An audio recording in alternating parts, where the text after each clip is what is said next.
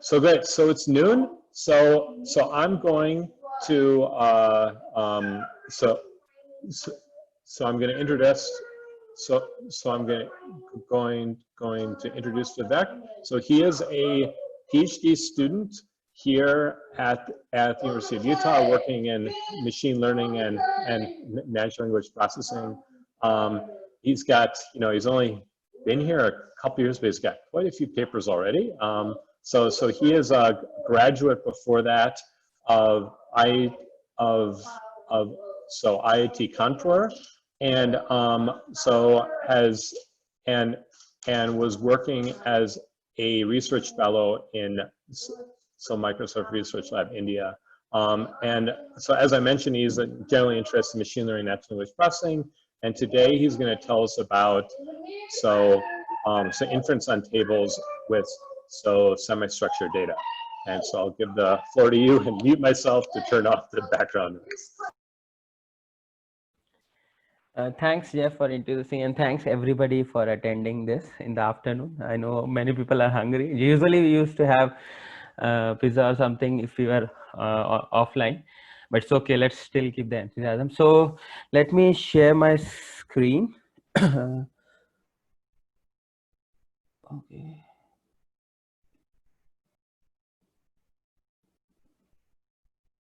Allow. You are mute, Jeff. Okay, wait. Yeah, are you able to, or do I? Okay, I need to rejoin because there's some privacy. Let me rejoin it again. Okay. And then I will check. I don't know. Leave. Why cannot I share my screen? Okay, I haven't allowed permission. Yeah, I think you set up the meeting, so I can make you host again. And yeah, that would be better because okay. I think we'll probably switch up the settings on this, and then next time. Wait. Okay. Are you able to see my screen? I think I am able to. Yeah, it's good. Okay, nice.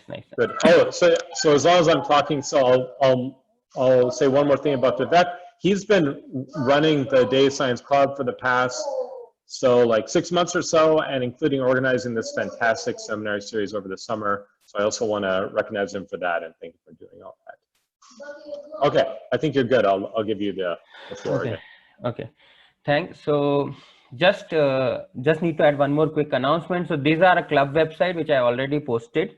So if you want to join, there are a few instruction here, like you can take a survey. We are organizing some social event also because I think we are separated offline and we want to maybe interact with people more frequently, more compared to like if we were offline. So do take this survey if you are interested in joining the club and even helping us in organizing some of the activity. And there is a mailing list also. I hope you all are joined, but still. And there is a Discord server also which we maintain, so you can have. So just look at ready to join section in this, and we also have a summer seminar series which is recorded and everything you can check out. So do check out our club website. So this little advertisement about the club, and let's start with the talk. Thanks for the introduction. Thanks everybody for attending. So today I will be going to talk about inference on tables as semi-structured. First of all, am I audible to everybody? Yeah, it's great. Okay. So we will parse every word in the title, inference on table and what is semi-structured data. So this is a joint work with my advisor Vivek Shikumar and two other students, Maitre and Pega at University of Utah.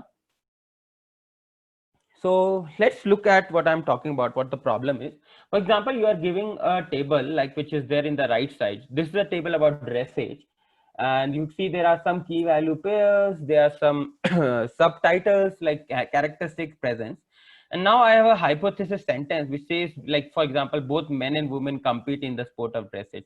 Now you can see that this sentence is true given the table, because there is a section in the table which say mixed gender under the characteristics subheading, and it says yes. So this task is actually called inference thing, where you are given a fact. The fact can be in form of an image, table, or even simple sentences. In this case, it's a table, and you have to basically determine whether the sentence is true, false, or there are not enough information in the table to determine if the sentence is true or false, which is called neutral in NLP terms. So this is entail, which basically means that from the right side table premise, this hypothesis sentences entail. The other sentence, like the same dressage athletes can participate in both team and individual events. This sentence is neutral because there is not enough information in the table to say whether this is true or false. Although if you look in the table, there is in the same subheading characteristic, there's team members, which say individual and teams at international level. But it's not guaranteed that the same student can participate in both individual and split event. They can participate only maybe in the single event. Now look at the third one. Okay, this I don't know. So third one is FAI governed dressage only in the US. This is a false statement. It's a contradictory statement because you can see there are two evidence in the table which clearly say this is a contradictory statement, because first of all, FEI full form is International Federation. So something which full form is international, it means like it govern all things across US. And secondly, the dressage is placed worldwide. So dressage is placed worldwide and this is an international body. So this statement is contradictory false. So the task is given this table, which is there in the right, and the hypothesis, which are sentences like this. We have to determine whether they are true, false, or cannot be determined, or they are not enough information in the table to say whether they are true or false. So this is called textual entailment, and we are doing on tabular data. And this tabular data, if you look like, this is our tabular data about an entity. So here is about a dressage, which is a sports. And these we got from info boxes in Wikipedia. So if you go to Wikipedia, any Wikipedia page, generally you will see in the right side, there is a succinct information about the entity which is the Wikipedia talking about. So these are extracted from this. Obviously, these are clean from images, signatures, and everything else. But this is the text version of that. So the outline of the talk is I introduce the problem, which I already did, and now I will talk about reasoning on tables. So why we want to do this task? Because we want to understand like current NLP model, how they do reasons on tables. So now we'll talk about reasoning on tables. So first of all, like why do we need a new data set? Because there already exists NLI data set. If you are aware of NLP, there already exists some of the NLI such data set. So most of these data sets right now which are present are based on sentence as a premise. So the fact which is presented, which I showed you as a table, these are mostly presented as a sentence in the previous data set. So most commonly two data set are this SNLI and MNLI, and these sentences are also not diverse. For example, this most famous data set SNLI have single sentence, and these premises are basically captions. So instead of the table, they have captions of general images as a premise. And similarly, the MLI, it has Wikipedia sentences, but they are also single sentences. Like it has Wikipedia and book sentences, but they are single sentences and they don't have much complex reasoning kind of thing. So another question is why you need table as a premise? Because the tables has very interesting thing. So for example, if you have a sentence that is completely raw text, like it has lots of ambiguity with it, and then you have something which is like databases, which you basically, if you have done any SQL query or use any databases, like these are totally structured form of text. Whereas semi-structured is something which is in the mixture of both this, and tables perfectly fit in this, especially entity-based kind of tables. And these tables are particularly interesting because they require composition of multiple type of inferences. You basically need to understand the meaning of terms and basically compose information from multiple inferences type. Secondly, you need to use some common knowledge and world knowledge to make sense of the information. And these, another interesting is you can use multiple rows because the table talk about single entity. So you can connect multiple rows and come with the sentences. For example, like both men and women compete in the sport of dressage, which we looked earlier. You need to understand what does mixed gender mean. Mixed gender mean like both men and women. You have to basically have this fact or that's knowledge within the model. Secondly, if you look, the dressage is a sports. This is also not mentioned anywhere in the table. There is not anywhere mentioned that dressage is sport. You have to understand from the table that this table is about a sport. So this kind of thing make table interesting, and the inference and the reasoning over them super interesting. So there are other tables also which are present, which are the other data set, which are like these tables. And you can see these tables are more like the database kind of tables, where you have like a common header, and then there are multiple entries about the same event. So this is the title. For example, this is about the United States House of Representative elections. And then you have a common header, which is about like different attribute associated with that event. And then you have multiple entries in this. So there already exists data set which do entailment and like the same kind of problem in binary setting, whether this is true or there is not enough information or contradictory, for example this. But you can see there is a somewhat difference between our table and this table. Our table is like more entity based thing, like we have only single rows rather than multiple rows, which make the problem even tougher. You need to, so there is no such thing like, you know that for example the Columbia is a district, that you never know in our table, or this is the name, you never know this, like this is an incumbent which we are talking about, or this Democratic is a party.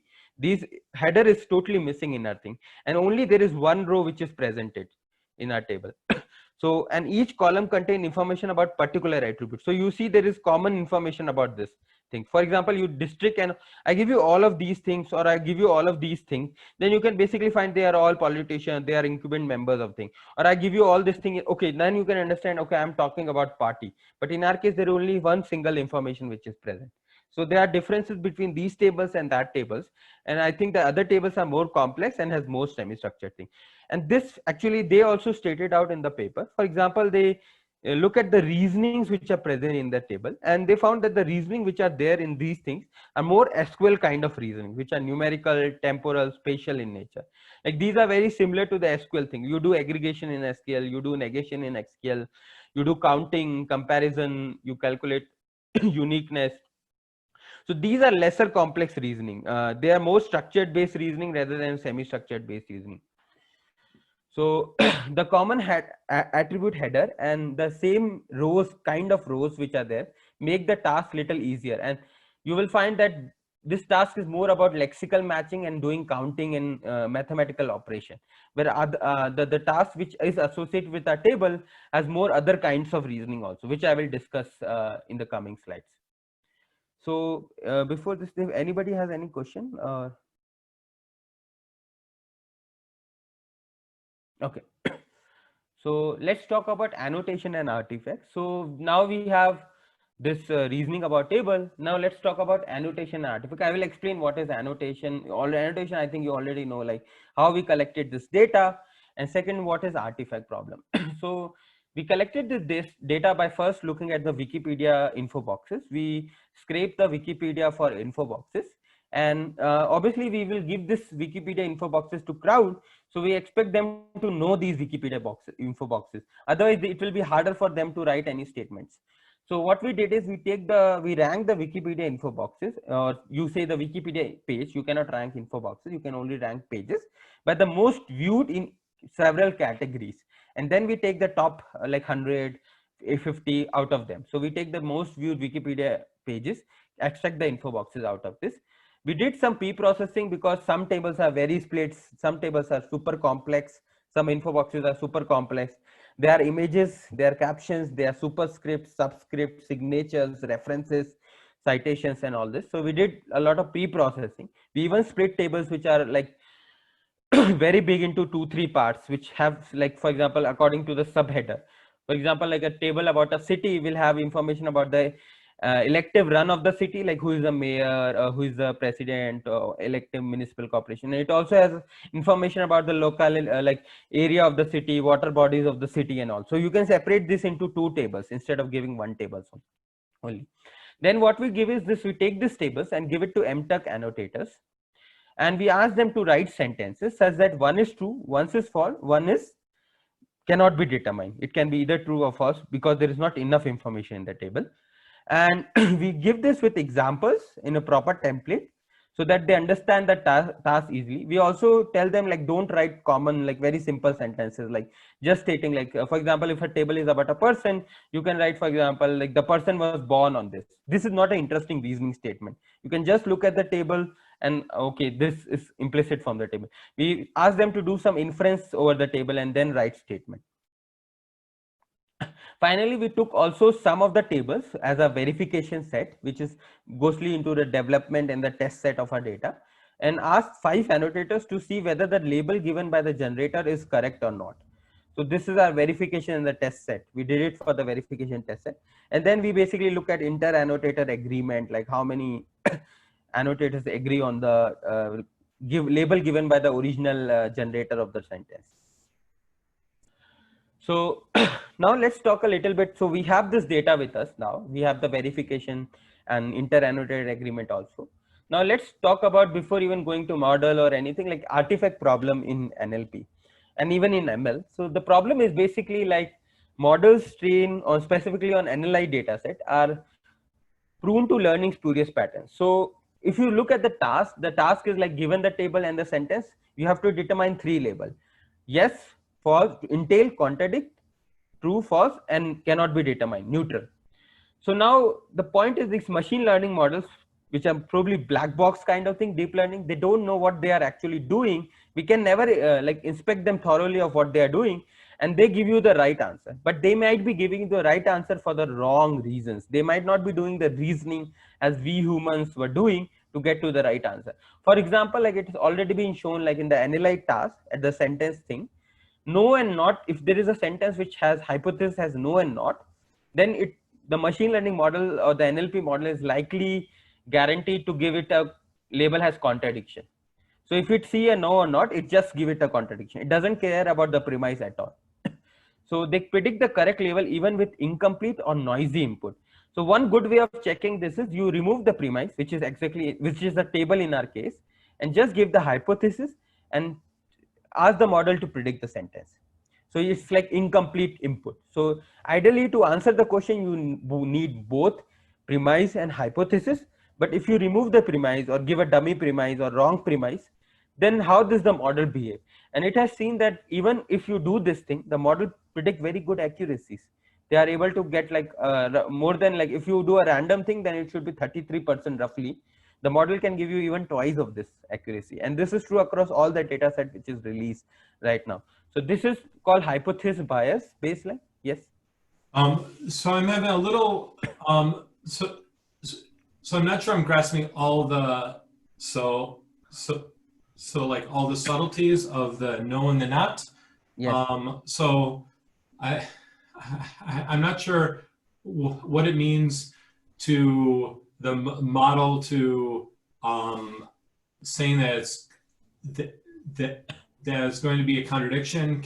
Can you give an example? Like can you try predicting again without the word no or not and see if the output is the opposite, or is that the wrong thing to do? I mean, it seems like there's a lot going on here. Yes.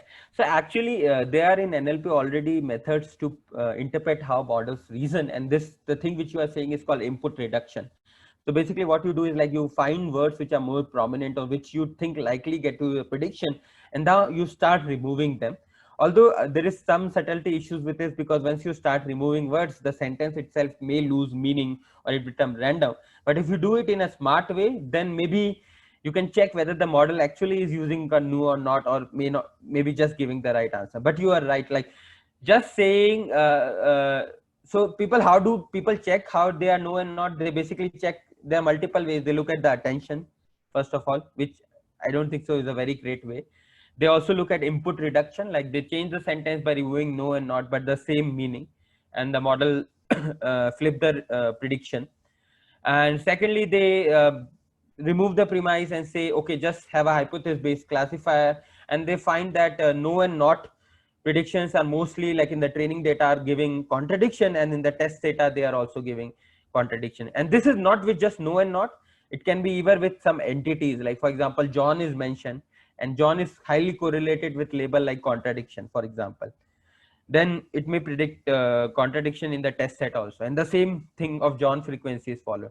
So people change entity names also sometimes, like replace John with Mary or something else, and then check how the model is doing, and it flip prediction. So there are lots of techniques to basically examine what could be going wrong. All of these have drawbacks, none of them work perfectly fine, but yeah, this is how we actually find they have some drawbacks at least. So, but I guess the question is, so if you have a contradiction, Yes. It's contradicting some question or some sort of premise. Yes. I don't understand what you've left out what the premise that is contradicting is. So yeah, the task is destroyed actually because there is no premise kind of thing. You are right, but generally, so there is one kind baseline which is hypothesis only, where you remove the premise. So then the idea is like we are not checking that task, we are checking another task, basically whether the hypothesis itself can. So you can see this is like a counterfactual task kind of thing over this. Like, can just the hypothesis give you three labels? Is there a correlation between these labels? We are never ever checking the original task when we do the hypothesis bias only baseline. And sometimes what we do is, instead of removing the premise, we give a different or unrelated premise. Then everything should be somehow come out as a neutral sentence, if it is right. Or give a dummy premise, like which is universally true, for example, like to be or to not to be kind of thing, like which is universally true, and then check the task. But the task is destroyed once you do like incomplete or noisy input kind of thing. So but what we are actually here checking is the correlation between the hypothesis and the label. So if there is high correlation without the premise, then definitely model can exploit those patterns to get to the right answer. I don't know, like, if I answer your question right. So I think I mean, I've worked in some things which are close to this, so I think I understand. I think, you know, hopefully you'll have examples maybe that will Yes. I will. up. Yeah, I will show you what we did in our case. Like, Great. So let's move forward. So this is our data set statistics. We have roughly 2000 training tables, each one of them roughly like 9 pairs. We have 4 test sets. I will tell you why we have 3 test set and 1 development set. Each one have 200 tables equally distributed between entailment, contradiction, and neutral pairs. 9 sentences per table, so 1800 kind of thing. So the data set is not very large, but it's medium size, but it shows very interesting stuff kind of thing. So these are the categories which we took. So these are the training categories. So I just want to show that these are the main categories where we took data, which are very general and all. The alpha 3 is a little different. As you can see that the color pattern is totally different, because that is basically we are checking out of domain table. Does the reasoning or transfer learning happen across out of domain table if we just train on the training kind of table? So the inter-entity agreement, which I said on the test set and the development set, which we did, show us good inter-entity agreement. So for example, there were around 93 to 97 majority agreement. Okay, human accuracy is basically I check whether the majority agreement coincide with the golden label, which is the given by the generator itself. So this is called, which we call human accuracy. There is debatable, like should we call this a human accuracy or not, but this is most people use, and this is the standard. You take the majority agreement and check whether the people who wrote the statement, what label they have given. Is this the entail, neutral, or contradict?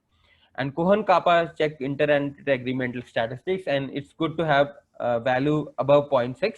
So we see that we have decently good values. So there is also other information in the paper like individual agreements and all. So you can look at that. So not just the majority agreement, we see there were like around 30 to 40% where all the 5 annotators agree, and most of them also the original gold label, which is the generator, also agree. So this plot shows like these as exact agreement between the 6 labels, the generator and the 5 labels. These show at least 5, and these show at least 3. So we see there is a good amount of agreement between the labels. So now let's talk about reasonings in InfoTabs.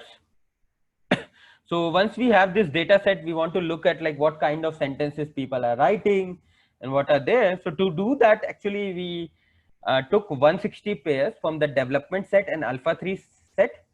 So 160 pairs from the development set, because like the development is very similar to the training and the rest of the 2 sets. And the alpha 3 is little different from because it's from different domain of table. So it may have a different kind of reasonings and all. So we take 160 pairs from each of these tables, which is table and the sentence, and check what kind of reasoning is needed for a human to get to the right answer. Okay. So we took a benchmark which is already there. This is a famous benchmark which is used in NLP, which is called GLUE benchmark. However, this is for sentences level task, or you can say paragraph level task. So we modified it a little bit for the table thing. Like we introduced like simple lookup, which is basically like you don't do any reasoning and just write simple sentences, which I explained earlier. There can be multiple rows which you are using to arrive to a conclusion. So this can be multi-row reasoning. And secondly, when you basically using out of information of the table, like this is very common with the neutral. like you are giving subjective opinion, like this the person was very great, so this is subjective opinion about a topic. Or you are using out of information table, like you may be saying, like for example, some event happened after Christmas, so this is maybe out of information of table. So these were the kind of reasonings, and these were the new categories which we adopted. CoreF is basically finding like reference of the same entity, like pronouns is referred to thing. So you can look at this in more in the glue. I won't go over all of them. So knowledge and common sense is like a common thing which is not mentioned anywhere in the text, but it's so common that people knows about it. Numerical negation you already know, I think. Temporal is like anything related to time and all. Ellipsis is something like you have animal and a dog. So animal is a super category of a dog kind of thing. So these are around this. There is also entity type, like you need to identify the entity of the table, for example, from the keys which is there. For example, in the dresses, you need to know it's a sports. So this is called entity typing. Name entity is basically you want to identify that there's a person in the hypothesis or in the table, or it's a organization or something like this. So this is something which we did, like we take this table, we take the sentence, and then we mark which reasonings are there. And this was done by the student authors of the paper, and then we sit together and have a consensus whether what reasonings are there. So what we find is like our data set has diverse kind of reasoning. So all kind of reasonings are almost present, except ellipses and like for syntactic alteration, not that much. And we also find some interesting thing. For example, like we found there's the knowledge and common sense is very good in our data set, which is important if you really want to understand, if you really want someday NLP to talk with you like a human. Secondly, we find that the neutrals, which is the blue bar, which is the red bar, have most of the reasonings around subjective out of table, which is pretty obvious, because if I ask you to write a statement which is neutral, which cannot be determined from the table, you will use some extra information for either from the table outside of the table, or you will write something very subjective about thing. So that's why this come pretty good, but there are other reasonings also which are used in the table. So let's look at like how InfoTypes is a challenging data set. So first we look at the adversarial baselines to check how good the data set is. So we took three baseline. First, we totally ignore the premise and just check the correlation between the hypothesis and the label. Okay. Secondly, we put a dummy premise, which is basically to be or to not to be true. This is a universal true statement. Okay. And if I give this and any other statement, the label should be neutral, because like this is always true. So the hypothesis you have may be true, may not be true from the given information. Then what we did another is like you swap tables across tables. So basically we took random, like if you have 100 tables, you swap across each other. Now the tables is totally uncorrelated with the sentences, but when during the training process, or even during the testing process, during the training process specifically, the model would have seen the structure and all the key value pairs in the table at least, although they would not have seen in the right format, like the correct hypothesis and the correct table, but they would have seen it in the training process at least. So what we find is like all the hypothesis only baseline do pretty well. So 60% on development and alpha 1, and alpha 2, alpha 3 they don't do well. So alpha 3 I already told are the set where you have tables from different domain. And alpha 2 what we did is basically we took the original we took like 200 tables from the original set, and we basically asked annotators again to write statement by making minimum changes to the existing hypothesis that the label get flipped. For example, like you can replace before with after in a sentence, then the label will flip. So we basically ask annotators to basically change minimum like one word or two word change, but the label get flipped. And so the entailment will become contradiction, contradiction will become in neutral, contradiction will become entailment, and the neutral remain as it is. We never change the neutral. So we did this for alpha 2, and you can see that the performance drop even on the thing. But what we find is actually all models discover artifact. I see there is unmute. So does anybody has a question?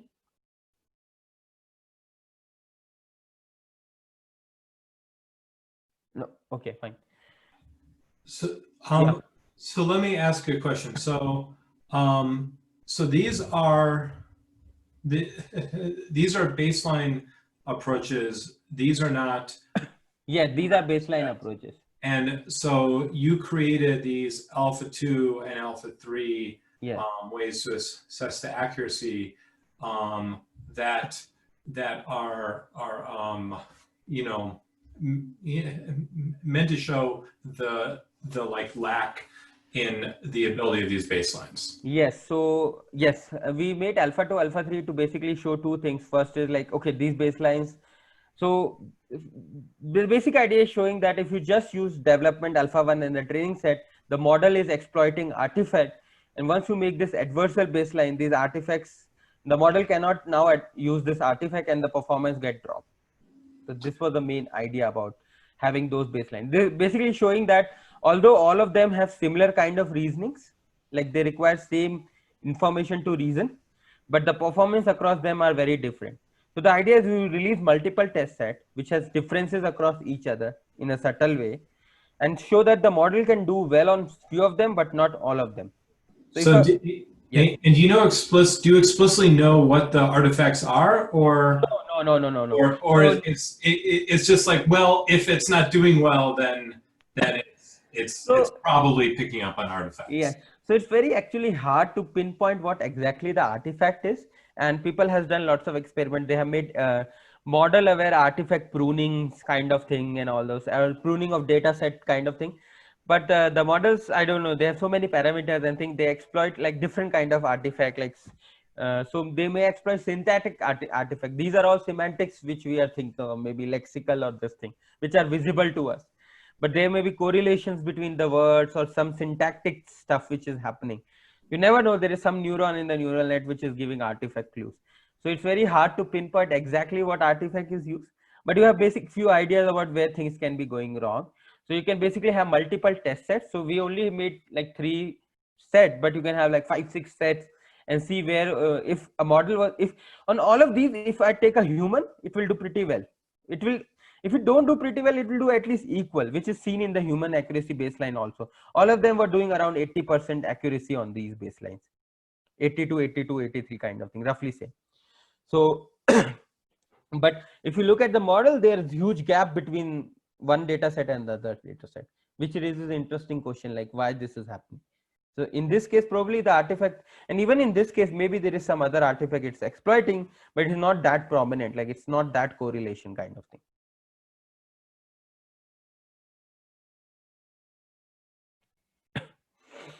Now, am I answering your question well?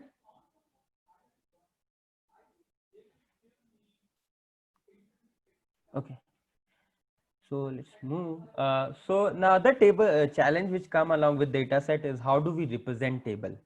So we submitted this paper in ACL. Before that, there was no work on table based thing, like there was not much work and there was no clear way of representing table. So right now, most of the work on the NLP is representation of text, raw text, not even database kind of thing. Although there is some work on semantic parsing kind of thing, which basically deal with data sets. But how do you represent a table like in any embedding, like current state of art embedding kind of thing? So we follow few approaches. The first approach is we convert this table information into a paragraph. Okay. So I can write like the highest governing body of dressage is this. Dressage is no contact game. The team member of dressage can participate in both individual and international level, or dressage team members, something like meaningful sentences of each rows and then put them in a paragraph. Although this itself is a challenging task if you look, because you need to understand the table and come with proper sentences. We did it, we actually cheated in this, like we just use simple rules. Like for example, I can write the equipment of dressage and horse and approximate horse tracks. Although I would say that these rules will not totally give you correct sentences in most of, like in few of the rows, but it will give you the correct sentences in most of the rows. And we also modify these rules a little bit for table categories, but we have some general rules and we basically use them to convert them into paragraph. The other thing which we observe is that the current models which are there, they actually work more on sentence level stuff. Like you have a premise which is a sentence rather than a paragraph or something. So it will be unfair, like if I just give him a huge paragraph, because the models are not made in such a way.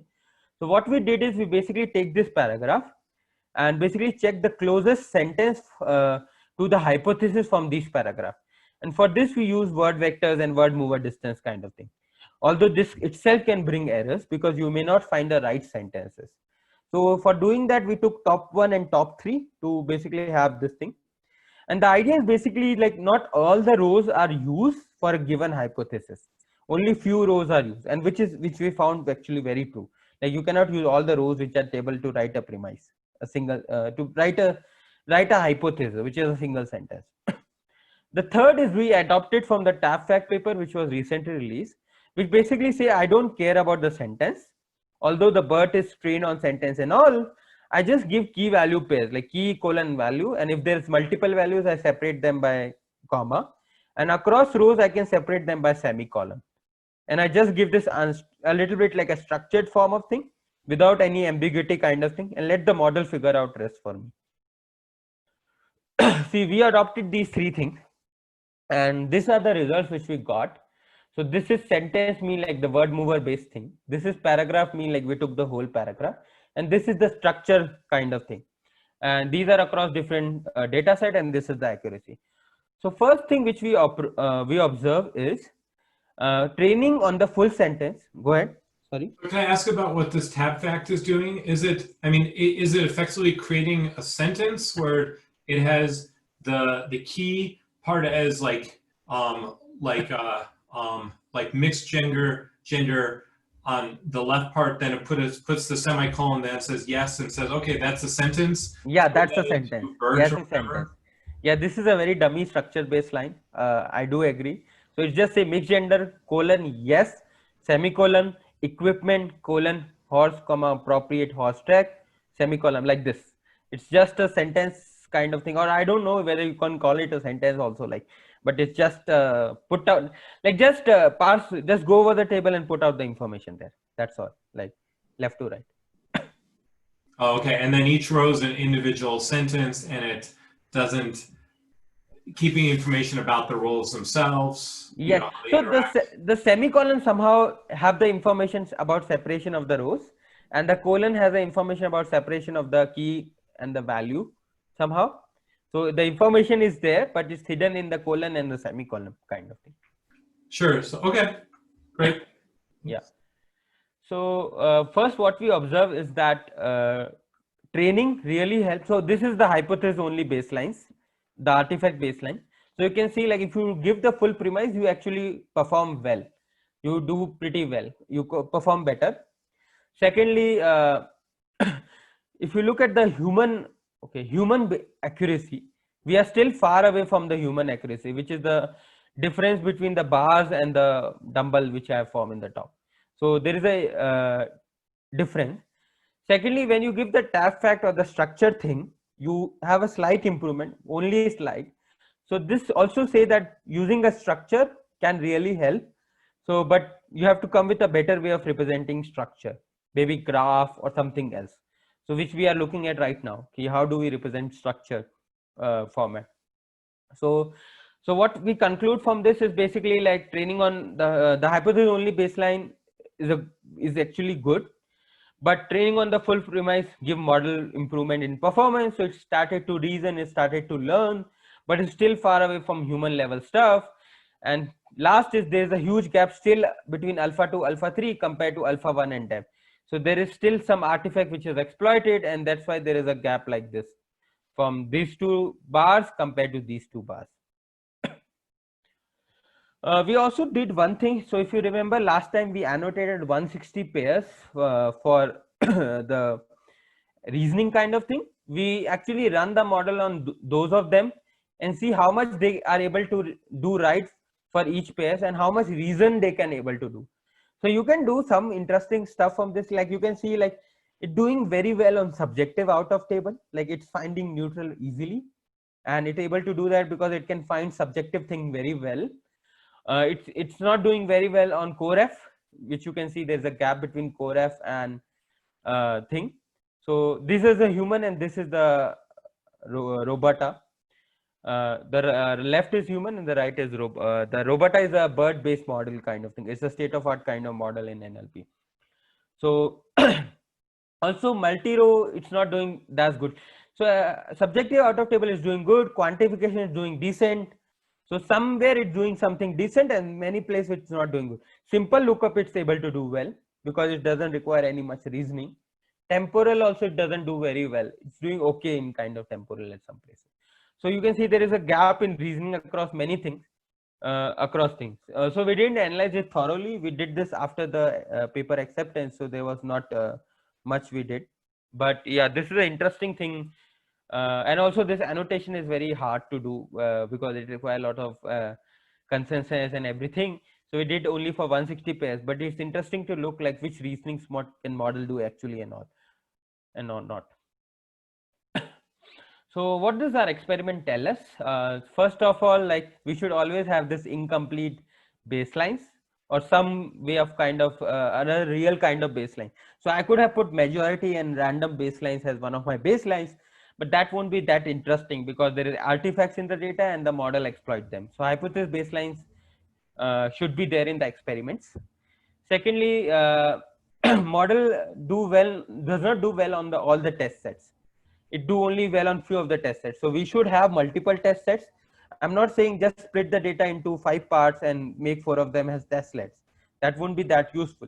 They should have subtle differences across the test set, like some may have different domain tables, some may have some other way of annotating. For example, you can have different structure table kind of thing in one of the test set, and then basically test whether you can do well on all of them together. So this would be a real judgment of whether model can reasons and all. Secondly, find that encoding table is not that easy. What methods we have is not that very great, and there's a lot of improvement which we could make in this. Can we model table more efficiently, more better way? Reasoning about tables is harder. This is very evident from alpha 2, alpha 3, and even the other test sets. So challenge is there in the semi-structured nature of the data set, which is there for human itself. Like you have to understand mixed gender, what is yes mean kind of thing. And overall our data set is challenging, and I want people like even the new students and all, if anybody is interested and want to do something interesting about this data, do talk with me or my professor Vivek and other students also if you want. Definitely feel free to reach out to me. We are doing some interesting stuff by extending it at several dimensions. One in the data set dimension, like how can we make this data set more better in size, in diversity, lexical, semantic, syntactic kind of way. How can we make it more challenging? Also, how can we make it interesting to get insight of what model is actually doing? And also, like how can we make a model on the modeling side? Like how can we make a model which can do actual reasonings over this thing? Can exploit the, like for example, how can we incorporate table better kind of thing? So if you want, like do talk with me or Professor Vivek about it. So final words, there's a new data set which is heterogeneous semi-structured premises with natural language hypothesis, natural language because they are written by human. We have multiple test sets to check artifacts, spurious correlation. This data set poses an inference challenge for existing bird class kind of models. There's a gap between human and model performance. And this, I hope this data set encourage model and representation that can handle semi-structured information more well. You can look at this website for more details on the data set. Like you can explore the data set, download the data set, look at the code, look at the template of annotations and everything in this data set, in this website, if you want. And let me know if you have any other questions. That's all. Thanks. Great, thank you. So, so I should get something to pipe in even more applause than just me clapping. But great. Yeah, there is a virtual clap actually. People are doing, yes. Which is a new form of clap. Thank you. Great. So thanks for the great talk and for staying on the planned schedule. That was great. So I've got a few questions, but you know, so I want to open it up to see if anyone else has questions, or you can type them in the chat, or just you can raise your hand or unmute yourself and ask.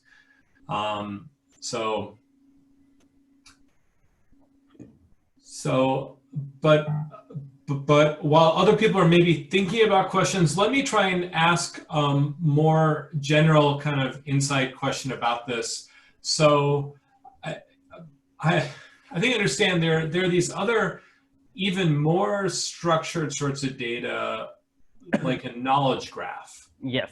Can you, and so for those who don't know, a like knowledge graph is this more curated type of knowledge, where it's, they think of the graph format, where there's, you know, there's different entities and the arrows just have labels on them and they describe some sort of relationship. So like if the object is like Donald Trump, and then the wife arrow would point to like Melania, so something like that.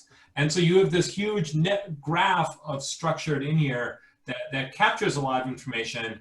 I think more structured than the tables. So can you explain or maybe discuss about, you know, I assume if this data, if the same data was in a knowledge graph instead of a table, in principle, I would think it should be easier. Is that the right intuition? And if so, can you maybe explain why it's easier, or what techniques people would use for knowledge graphs which would be different than this? And like if you know, why not try and convert it into a knowledge graph first and then use those approaches? Okay. Thanks for this very interesting question. And some of the things which you mentioned are actually we are trying to do in our next iteration. So I do agree that you can convert this table into a knowledge graph, which has a center entity, which is the title of the table. And then the key can be the relation and the value can be the other entity kind of thing. However, there's a difference which I first want to highlight between knowledge graph and this thing. This is semi-structured. Semi-structured, like in the knowledge graph, these are entity, like these are entity, these are entity, these are relation. However, in the table which I show, this is not always true. For example, if you remember in the table, like there is a title called govern by, or there's a title like hoop team. There was a, like, for example, you say dressage, and then you say team, and then you say both individual and the individual and team levels. Now, if you look at any knowledge graph, this information is not present. Like it's not that kind of thing. So although you can split this down into a different format, you can say, okay, dressage can individual like something. So the point is like the information in the semi-structured is not very fine grained. For example, in the born key, for example, there's a person and there's a born key. Then there it can be not just the date where it's born, it can also be the place which is born. It can also be the time and other things, a birth name, for example, where it's born. So if you look at the info boxes, for example, I can show you info boxes about a person. Let's see.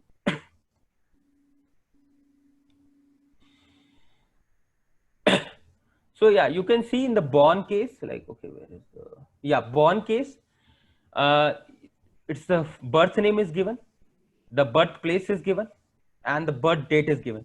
We never separated them out. We all keep them in a single sentence, single way. Also, sometimes these information are not just single thing, like these are sentences kind of thing. So it's not exactly the entity. That's the first difference. Although if you look at the DBpedia of this, which is another form of like Wikipedia is converted into DBpedia and extract info boxes from there, then maybe you have more fine-grained such information, and then it become a more knowledge graph kind of problem. Now coming to the other point, yes, we are really exploiting things where we basically convert this table.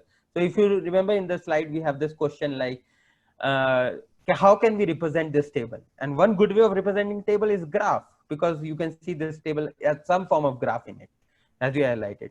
So we are actually looking at like converting this table into graph, and maybe then sentences also have their different kind of graphs. They have this parsing graph, they have semantic role labeling graphs and all those things. So can we use such information also? So we are working on that. I don't have much kind of update on that. We are still looking into right ways, but there are ways. Secondly, what problems people do on knowledge graphs is mostly like knowledge graph is there and people do like entity linking or entity correction. Entity linking is like there is some node, I want to find what are the missing links, or I want to have new insertion of nodes, or graph which is called graph completion kind of thing, entity linking. There is also problem of entity disambiguation, like you can have, say Barack Obama as Barack Hussein Obama, you can also say Obama, all those things. So this is called entity this, but nobody has somewhat tried to exploit like even like inferences on knowledge graph. So there are few, I don't think so there are much work there, but there are few works on inferences on knowledge graph kind of thing. Although there is recent work which has come out just before us, which is basically like fact checking using knowledge graph, because people say, okay, knowledge graph is right, and there is a sentence, can I say whether it's fact check or not, which is somewhat related to our NLI problem in some way, because you are checking whether a statement is true or false. People has also did other thing, like given a lot of corpus which is true, you want to enhance the knowledge graph kind of thing.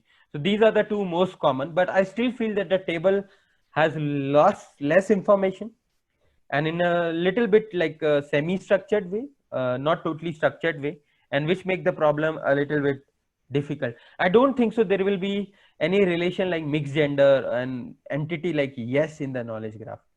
So that's, I think, the main differences between knowledge graph and this tabular based thing is. Yeah, yes. So I've got a couple of follow-ups. I mean, if other people want to jump in, please do. But my understanding, might not be state of the art of this, but people also make predictions and inferences off of knowledge graphs, and okay.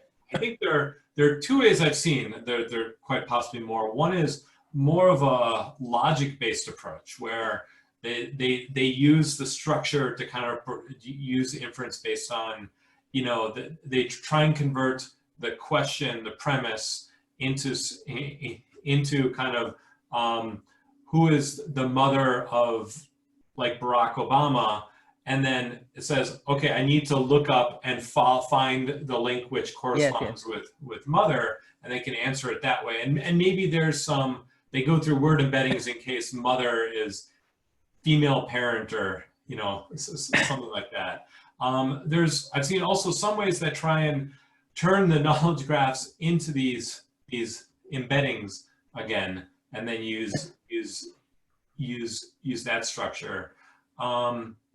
So it seems like the route you're trying to take is try and use the embeddings, because once you have those, then everything is kind of easy to perform again, where the logical stuff probably is more difficult to implement, I'm guessing, at the least, to say. But it seems like the logical operations might still be available. Is it just that there's too much ambiguity in doing that, or it just seemed that trying to implement it would be too challenging?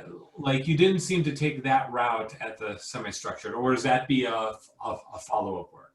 Yeah, so it's a follow-up work where we are trying to convert the sentence into logical form. It's called like semantic parsing kind of thing, like maybe semantic parsing or similar kind of stuff. The language has ambiguity, like sentence. So basically, so the problem here is like, how do you convert that sentence into the logical graph grounded in the table? So that's not that simple problem to look at. So we are looking at that right now, and yeah, that's the way we are routing right now. Okay, can we basically convert every sentence or the hypothesis into some logic form, and then execute that logic over table? The thing which you mentioned about knowledge graph, yeah, there is complex question answering over knowledge graph, which is alternative to reasonings. Like, you can always do question answering to check reasoning, but the issue is there you only check like factual thing, like you never check for the incorrect stuff, like whether something is contradictory or not. And one more thing is like, when the only aim is to get to the right answer, so it's also hard to basically prune model more, like so for example, if I pose a question answering task over this table and it get to the right answer, then there is lots of lexical clues which are leaked out, which actually we observe kind of thing. Like, if you pose this as a question answering problem, like there is already one data set like wiki tables QA kind of thing, which do what you are saying, like post question answers over these tables and graph. So there also they exploit a lot of spurious patterns. For example, in the question, like if there's a what or how many, so they say there is a number, like kind of thing, then they just pick numbers from the table.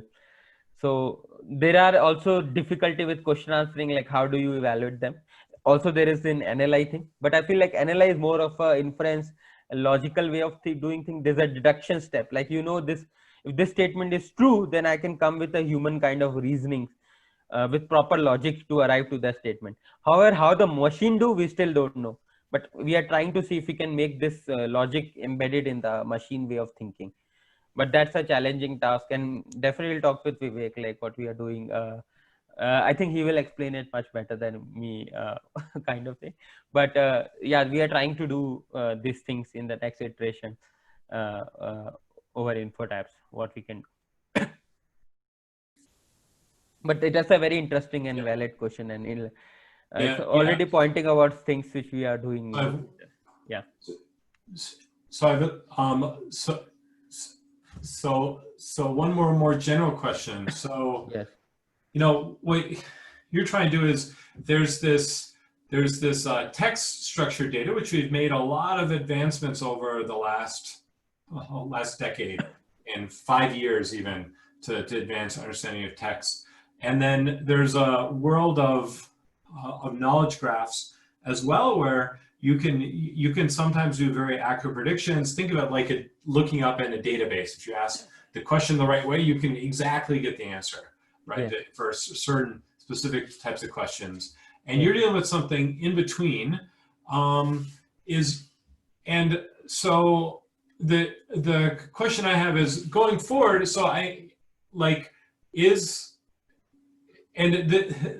this is mainly for data that someone has hand curated before you got your hands on it, right? Yes. Yeah. So someone took the effort to put this into a table. Is the right place to put effort to, you know, try and make imperfect predictions from the table, or to train people to actually load it into something like a knowledge graph, or every table needs a label with the sentence in, or some other structure which you can build better inferences off of instead of having to guess. Like if you think of, you know, if you go back, like as an example of this, if you go back like 20 years, yeah, when you wanted to search on the internet, people didn't really know how to pose good search queries, and search engines didn't really know how to exploit those search queries. Now, and like I have young kids, as you all heard earlier, they're starting to search stuff on the internet, which is a really scary thought. And so, but they don't quite, they can ask a question to me, but they don't know how to search into the search box. But I assume fairly soon they're going to understand how to pick out the right structured keywords that are going to give them the right search result. And it's a matter of training people how to interact with data in a way that is going to be more effective when they're producing it too. Should Wikipedia put a knowledge graph behind every table, or are tables always going to be there and we're going to have to learn how to deal with them? So like, where do you think this semi-structured world is going? What's the future of it? Okay, so that's a very interesting question. Like, so first of all, like I do agree ki, it's very good to get everything to databases, although it requires human efforts and someone has to do it. Like someone has to define the schema, and someone has to define a script which basically put things into this, and once it's done, like it's a good thing. But I will tell you lots of examples in the real life where this semi-structured data really happen. So for example, like you made the stock announcement, it is semi-structured. You have a title where the title of the InfoTabs is given. You have a speaker where there's the Zoom link, where the Zoom link is there. Then you have the abstract, then there's the abstract there. And then you have a bio, there's a bio there. Okay. So you can see tables popping up naturally. This is because I think, so the other way of communication is full text, and it's not very it's not very visually appealing to write full text and comprehend it that well. So full text is discarded in this way. Now, coming knowledge base, we still don't have such a good technology where we can, like, basically you can send an email where everything is in the knowledge base kind of thing. So table is somewhat intermediate. We know how to structure things. And secondly, like tables give you information. For example, the Wikipedia. If I don't want to read a Wikipedia about Barack Obama, then just reading the table, which is only few words, if you just count the words in that, I can get much more information than even reading the full Wikipedia, which will take a lot of time. Although I agree that Wikipedia will have more detail and more information, but maybe I don't need that information. So if you want to have a quick look about something, then this could be thing. Third thing, we don't have navigating tool for knowledge graph that's so good, visually interactive, like kind of thing. But table, we as a human navigate very well naturally. Another example when these things appear is product labels. So if you know, like or e-commerce websites, so products, if you ever purchase anything on e-commerce, let's say smartphones, they give description of the product, but you have seen that now they give tables also, which comparison. You can make comparison across things. For example, I can make it's not politically correct, let me change. So some person and some other person, and I can make comparison hand to hand. For example, I can take how many goals somebody did, how many scores somebody by table, and it's very easy to do that comparison kind of thing. But so I think there's technological barrier also somewhere between knowledge graph, and there's visual barrier also between knowledge graph and tables naturally pop up at very places. For example, in this chat also I see there's a table between name and the 3 icon, which is basically mute, non-mute, then there's a video kind of thing, and we never need to know like what these icons are or header, but we implicitly get the information out of it. So that's why this semi-structured data made me interested, and probably we need to understand them more in the textual form. And this is true with visual also. Like you may give information about something about visually, like you can make a Vivek dummy visual, you can make a seminar visual, and then you say, okay, he's presenting. And then, although just visual sometimes may not go alone because being a lot of ambiguity, so you may need text along with it. But these are different ways of representation. I think each one of them are important. I do agree, like if you want to search over a large something very general and large domain, knowledge graph is the way to go. But if you want to search or make some announcement, tables are the way to go. And if you want some small compact information kind of thing and do some reasoning inferences over this, then table may be the right way compared to knowledge graph. It's take less space, it's more succinct kind of thing, and human comprehend them very well, which actually look at products and things. For example, you look at expiry date, manufacturing date, in which is there in a table format in a product kind of thing. So I see tables have lots of places where it pop up and might be should be interesting. So great. So, so any questions from anyone else? So, so Vivek is someone a lot of you know, pretty easy to ask questions. So in the, you know, I'm kind of trying to serve as a role of the discussant. I think this, in general, this seminar will work best when we get questions from people like I'll try and make sure there are some questions. I think that's helps you understand what's going on better, but it'll be great to get questions from you know from other people as well. So I might enforce that you have to ask at least one question during the semester if you're involved in the class. But there'll be plenty of opportunities to do that. So any questions? More questions for Vivek? You can also ask question about data science club and anything if you want to. If you have some suggestions also, like or you want to participate in like organizing also, just ping me. Definitely I will be busy this semester, and if people can help, and Jeff is also busy, so definitely. I have a question. Yeah, sure. So I don't know, you talked about this, like how, I don't know if I missed this earlier. Yeah. How do you verify like the data like to be like true, like verify is not being false data? So we did this inter-annotator agreement. Okay, let me share my screen. So we did this inter-annotator agreement where we basically asked 5 humans So we have this sentence written by a human, Mhm. and it says like it's true. Okay, we don't give the true label, and we ask other 5 humans whether this sentence, is this sentence true, false, or cannot be determined. We did this to 5 independent annotators. They don't know each other, they don't know things. And then we give it to again, and then we see the agreement between them. So how many of them they say is like it's correct, and majority is when 3 of them say yeah, this is the label. We in fact also check like how many say at least 3, at least 4, at least 5, like they have common labels. So you can see like majority of them, like this is the blue bar total, like more than 93% says like yeah, this has a good label, and out of them 80% actually matches with the human label.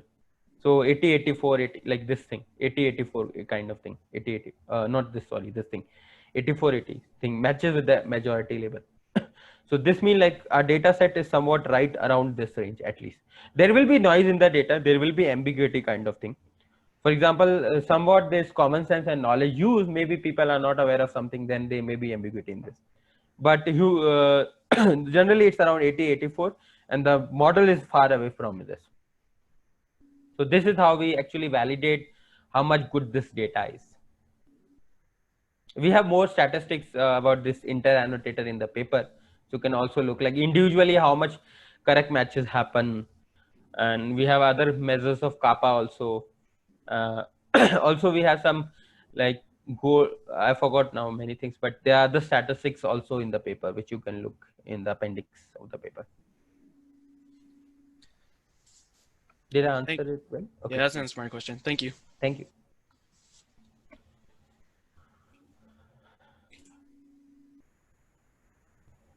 Okay. Yeah, so great. So let's thank, Thanks. Yeah. so Vivek one more time. And so yeah, you can do your applause buttons. So Vivek, do you know who's up for next week?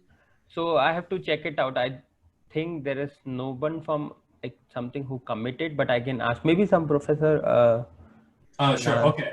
Yeah, So yeah. we'll figure out who's Yeah. for next week, and we'll post, I'll send out an announcement Yeah. sometime in the middle. Yeah, sure. But Thanks. but great. So thanks a lot for the talk. So thanks everyone for coming. So we'll see you throughout the semester. Okay. Thanks everyone. Thanks.